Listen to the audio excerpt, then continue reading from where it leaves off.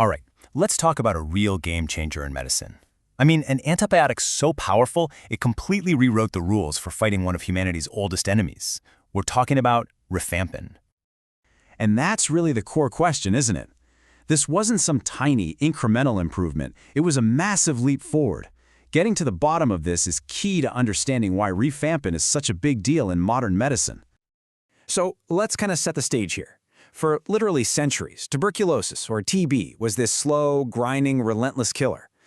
Treating it was a marathon, a really tough one for patients and doctors alike. And then, our hero shows up. I mean, just try to wrap your head around that. 2 full years of difficult, complicated drug regimens. That is an insane amount of time to be sick, to be swallowing pills, and just wondering if you're going to make it. It was a true battle of endurance. And then, boom, this happens. Rifampin comes along and just slashes that treatment time down to 6 months. And it wasn't just about being faster, it was way more effective. It was a beast at killing off those sneaky dormant bacteria that hide in the body, which prevented relapses. This one change literally saved countless lives and turned TB from a potential death sentence into something we could actually manage.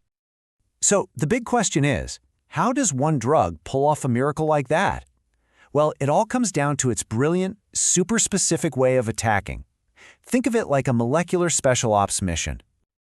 Okay, so inside every bacterium, there's this essential piece of machinery. You can think of it like a factory. It's called RNA polymerase, and its whole job is to read the bacteria's DNA blueprint and then create the instructions for building all the proteins it needs to live, grow, and, make more bacteria.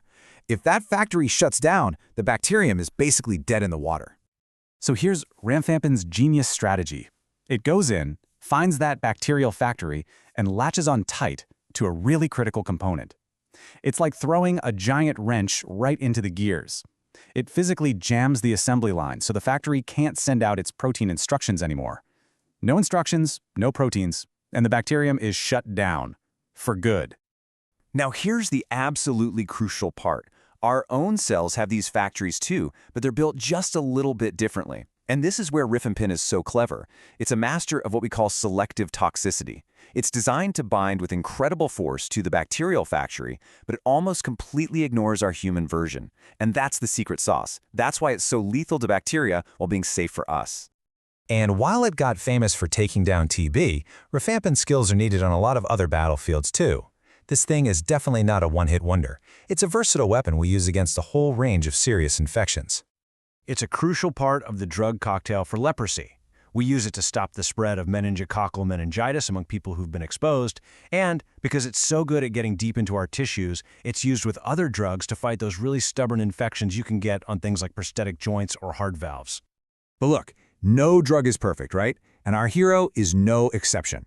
To use it right, we have to understand its weaknesses, its side effects, and some of them are, well, pretty darn unusual. Patients who take rifampin always get a heads up about one particular side effect that doesn't actually cause any harm, but let's just say it can be super alarming if you're not expecting it.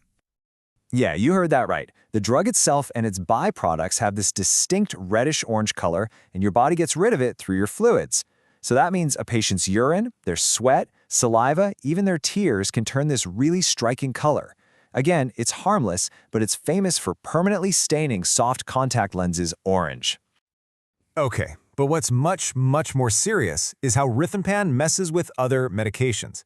It's what we call a potent inducer of liver enzymes. The best way to think about it is that it hits the fast-forward button on your liver's drug processing system, so your liver starts chewing through other drugs way faster than it should. This can lead to really serious problems like HIV treatments failing, blood clots for people on warfarin, or even unintended pregnancies for women on oral contraceptives. It's a big deal. But the biggest risk we have to watch out for with rifampin is hepatotoxicity, or liver damage. It's pretty rare, but it's serious. And for that reason, doctors will always monitor a patient's liver function while they're on the drug, especially if they already have any liver issues. So, when you have a drug this powerful, the single biggest threat is losing it. We have to be incredibly smart about how we use rifampin to protect it from its #1 enemy, bacterial resistance. You see, bacteria are absolute masters of evolution, And it only takes one tiny little mutation in their DNA to change the shape of their factory, just enough that rifampin can't grab onto it anymore. So if you use the drug all by itself, those resistant mutants survive and take over. That's why rifampin is almost always used as part of a team, a combination of drugs, to make sure that any bacteria that might resist it get knocked out by the other drugs. Protecting this amazing drug isn't just up to the doctors. It's a real partnership with the patient. Following these rules of engagement is absolutely critical. Taking every single dose prevents resistance.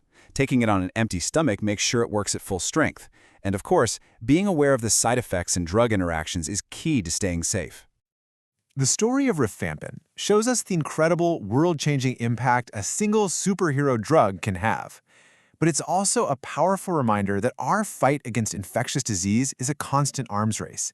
It really forces us to ask, what comes next? And how are we going to make sure these life-saving weapons are still here for our kids and grandkids?